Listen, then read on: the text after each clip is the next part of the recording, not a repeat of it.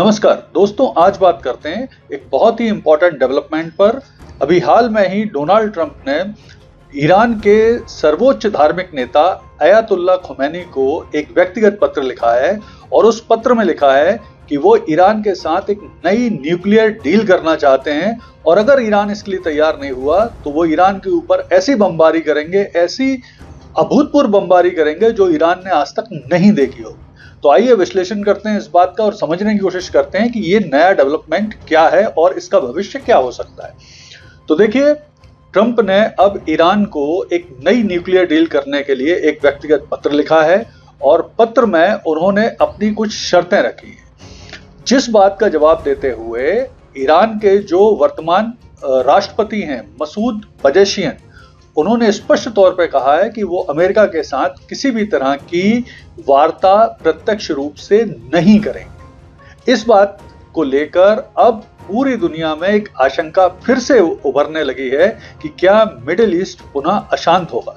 तो देखिए, इस घटनाक्रम को समझने से पूर्व हमें समझना होगा कि आखिर जो पुरानी न्यूक्लियर डील थी, जो पूर्व अमेरिकी राष्ट्रपति बराक ओबामा के समय की गई थी ईरान के साथ, वो क्या थी और उसकी प्रमुख शर्तें क्या थी।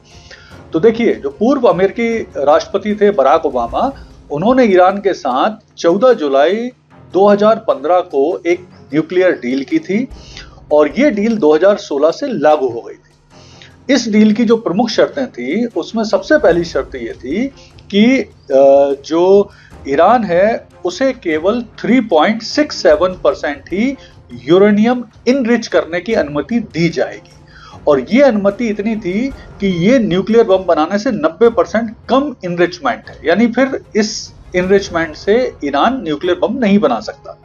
दूसरी शर्त थी कि वो केवल 300 किलो यूरेनियम का भंडारण, इनरिच यूरेनियम का भंडारण ही कर सकते हैं, जो परमिशन पहले 10,000 किलो थी।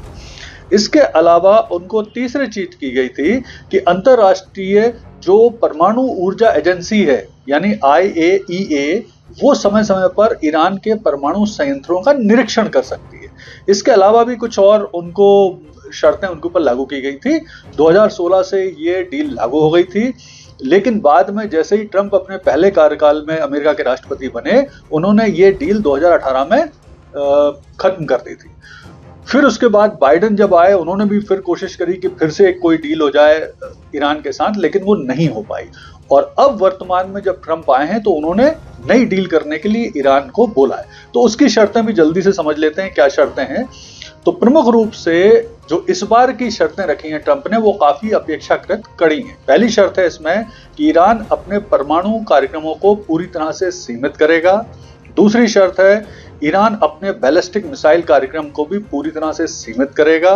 तीसरा, ईरान जो क्षेत्रीय स्थिरता है उसको बढ़ाने में सहयोग देगा और आतंकी गतिविधियों को आतंक समर्थन बंद करेगा। प्रमुख रूप से यहाँ पर मेरा सोचना है, मानना है कि वो यमन के यूती, लेबनान के जो हिजबुल्लाह और गाजा के जो हमास हैं, उनकी बात कर रहे हैं कि उनको समर्थन ना दे, क्योंकि इनको प्रमुख रूप से ईरान का ही समर्थन है।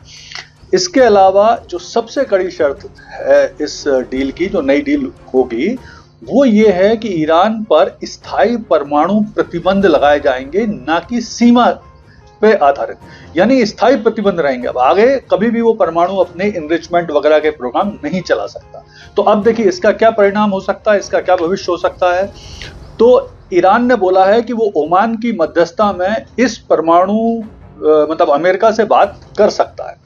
दूसरा, अमेरिका ने ये संभावना जताते हुए या मानते हुए कि शायद ईरान उनकी शर्तें ना मानेगा, अमेरिका का एक स्थायी सैनिक अड्डा है हिंद महासागर में, डियागो गार्सिया, वहां नए बम्बर B-2 वगैरह तैनात कर दिए हैं जो स्टेल्थ टेक्नोलॉजी से लैस है।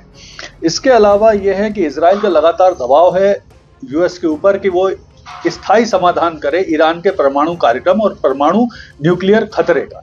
तो ये भी हो सकता है। यानी कुल मिला के जो संभावनाएं बन रही हैं वो फिर से मिडिल ईस्ट में जो अशांति है उसके वातावरण को बनने जैसी बन रही हैं। और मुझे लगता है जो ईरान समर्थित जो आतंकी संगठन है, जैसे यमन में हूती है या लेबनान में हिजबुल्लाह है, गाजा में हमास है, ये पुनः सक्रिय हो सकते हैं और साथ ही साथ इस क्षेत्र में फिर से एक बड़े युद्ध का खतरा उत्पन्न हो सकता है।